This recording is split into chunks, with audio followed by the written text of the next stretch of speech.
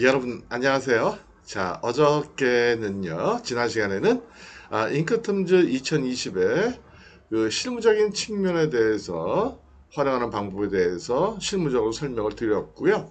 자, 오늘은 잉크텀즈에 대한 내용을 좀 정리를 좀 해드리도록 하겠습니다. 자료를 보시면서요.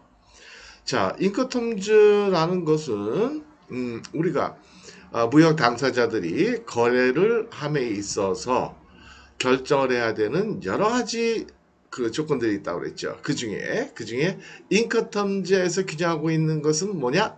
바로 운송에 따른 당사자들, 셀러와 바이어의 의무를 규정을 해놓고 운송에 따른 그러한 의무들을 반드시 지키도록 그렇게 만들어 놓은 게 바로 잉커텀즈다라는 거죠. 그래서 딱 이게 중요해요. 뭐가 중요하냐? 잉커텀즈를 만든 이유가 뭐냐? 그거는 무역 거래를 함에 있어 여러 가지 고려해야 되는 조건들 중에 운송과 관련되는 매도인과 매수인의 의무를 규정을 해놨다. 그를 정형화를 시켰다. 정형화라는 말이 어려우신가요? 정형화라는 것은 어저께 말씀드린 대로 일정한 형식과 틀을 만들어 놓은 걸 얘기한다. 라는 거죠. 그래서 뭐 쉽게 얘기하면 어떤 그냥 표처럼 만들어 놨다는 거예요. 예. 그래서 메뉴라고 생각하셔도 되고, 예. 자, 어쨌든, 자, 잉커텀즈라는 것은요, ICC라는 그 단체가 있어요. 예. 법적인 단체는 아니고요. 임의단체인데요. 그러니까 임의단체라는 건 뭐예요? 그냥 사적인 단체라는 거죠. 사적인 단체, 공적인 단체가 아니고. 그러나 역할이 굉장히 중요해요. 네. International Chamber of Commerce 그래서요. 국제상업회의소라고 얘기를 하죠. 여기서 제정을 한 거예요. 그래서 국내외 물품 계약서에 사용되는 당사자 간의 거래 조건, 이 거래 조건 중에서도 뭐에 관한 조건이요? 운송에 관한 조건. 운송에 따른 여러 가지 의무들이 있을 거 아니겠어요?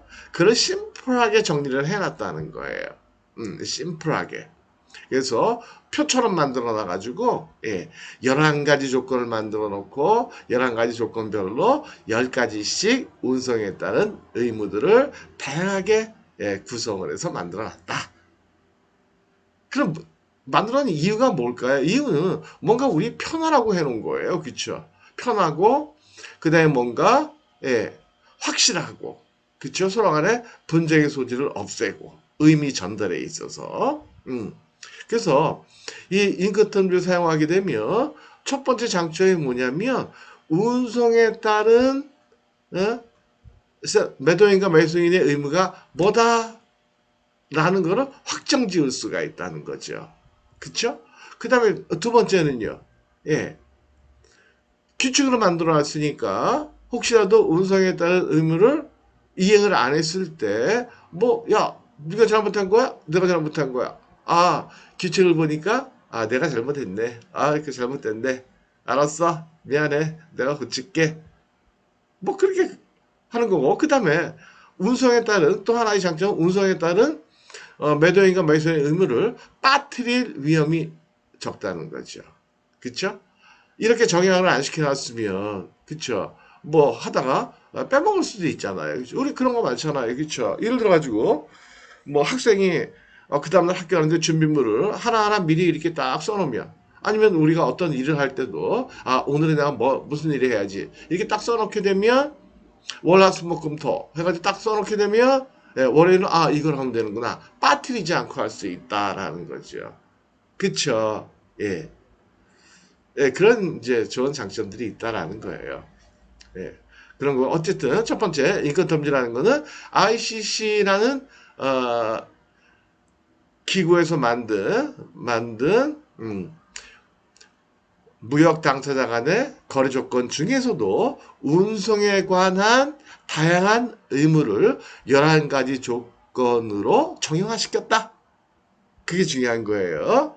따라서 우리는 무역 협상이나 계약을 할 때 운송에 따른 의무는 하나하나 별도로 생각나는 대로 협상을 하고 합의 보고 계약서에 쓰는 게 아니고 인커텀즈 11가지 조건 중에 그 중에 하나를 딱 둘이서 예, 선택을 해서 합의를 보고 계약서에 해당하는 11가지 조건 중에서 선택한 그 조건의 제목만 써놓으면 그 인커텀즈에서 규정하고 있는 그 조건에 따른 셀러 바이어 의무가 계약서에 기재된 것과 동일하다. 그러니까 부수적인 장점이 뭐예요? 계약서에 쓸 때 운송에 따른 의무를 계약서에다가 기재를 할 때 예, 이것저것 많이 중원본 쓸 필요가 없다라는 거죠. 간단하게 알파벳 3글자 인커텀즈 제목만 써놓으면 된다라는 거죠. 자, 그래서요. 두 번째 문장 보실게요. 국제물품 매매 계약은 계약 이행을 위한 다양한 매도인과 매수인의 의무로 구성이 된다. 그렇죠. 계약서에는 어떠한 의무들이 구성이 돼요? 둘 당사자들이 생각할 때 중요하다고 생각하는 거. 대개는 뭐예요? 품질 수량, 가격, 대금, 결제, 선적, 보험, 그 다음에 클레임의 해결에 관한 문제, 이런 것들이겠죠. 그 중에 인커텀즈에서는 뭐에 대해서 얘기를 하고 있는 거다? 운송과 관련된 부분이다라는 거예요. 운송과. 그래서 운송에 따른 여러 가지 다양한 의무들을 정형화를 시켜놓은 거다. 그래서 협상을 할 때도 운송에 따른 의무를 하나하나 위험은 분기점을 어디로 볼 것이냐, 운송에 따른 비용은 어떻게 분담을 할 것이냐, 수출입 신고는 누가 할 것이냐, 이런 것들을 하나하나 말할 필요가 없다는 거죠. 왜요? 이미 인커텀즈 11가지 조건별로 10가지 항목에 그게 포함이 되어 있다는 거예요. 그쵸? 이해가 되시죠? 이제 하도 얘기했으니까 이제 좀 지루하시겠다. 인커텀즈에서는 다양한 당사자의 의무 가운데 제품의 인도와 관련된, 그러니까 운송이에요, 운송. 관련된 여러 가지 의무를 규정하고 있다. 근데 여러 가지 몇 개요? 10가지다 라는 거예요. 10가지다. 예. 그렇죠? 아빠의 의무는 몇 가지예요? 아빠가 해야 될 의무? 그건 한도 없죠. 그렇죠? 기독교에서 얘기하는 계명은 몇 가지예요? 10가지. 10계명. 10 commandments. 그렇게 얘기하잖아요. 10가지예요, 10가지. 그래서 운송에 따라 가지고 운송을 할 때 셀러는 이러이러한 의무를 이행해야 된다. 바이어는 이러이러한 의무를 이행해야 된다.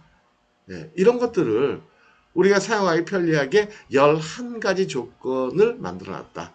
그 중에 하나를 선택하면 되겠다라는 거예요. 또한 운송과 관련된 10개 주요 항목은 다양하게 구성하여 11가지 조건을 만들어 놓고 내용이 다 다르다 이거예요. 10가지 내용이. 예를 들어 그런 거죠. 어떤 조건에서는 비용 부담의 의무가 셀러가 선적할 때까지만 부담하도록 되어 있고, 어떤 거는 도착할 때까지, 어떤 거는 목적지 창고에 도착할 때까지, 이런 식으로 다 다양하게 구성이 되어 있다. 무역 당사자들이 편리하게 사용할 수 있도록 편리하진 않겠죠. 편리한가? 외운 사람들은 편리하죠. 그렇죠? 당연해요. 편리해요. 그래서 써보시면 무역하다 보면 중원본을 할 필요가 없다. 이게 할 필요가 없다는 거예요. 이 말 저 말 할 필요 없다는 거예요. 운송과 관련돼 가지고는 운송 계약 네가 체결할래, 내가 체결할래, 비용 부담을 어떻게 할래 말할 필요가 없다는 거예요. 왜요? 11가지에 다양하게 구성이 되어 있으니까. 그렇죠? 그래서 11가지 조건에는 부호를 붙여 영문 알파벳 3글자 FOB, CFR 이런 식으로 편리하게 사용하도록 하였다라는 거예요. 따라서 계약 시 거래 당사자의 합의에 의해 인커텀즈에서 정하고 있는 11가지 조건 중 특정 조건을 채택하여, 그러니까 11가지 그럼 뭐가 있어요?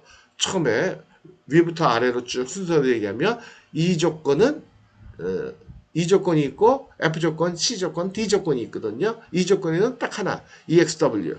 그다음에 F 조건에는 FCA, FS, FAS, FOB, FB 많이 들어보셨죠? C 조건은요, CFR, CIF, CPT, CIP. 그 다음에 D 조건에는요, 예, 이것 때문에 2020에 보면은 맨 위에가 DPU, 그쵸? 그 다음에 아, DAP, 그 다음에 DPU, 그 다음에 DDP. 이렇게 해서 11가지 조건이 있다는 거죠. 그래서 인권텀지에서 규정하고 있는 양 당사자의 의무 10가지가 계약서에 기재된 것과 동일한 효과를 발휘한다. 그래서 양 당사자는 반드시 인권텀지에서 규정하고 있는 자신의 의무를 반드시 이행해야 된다라는 거예요.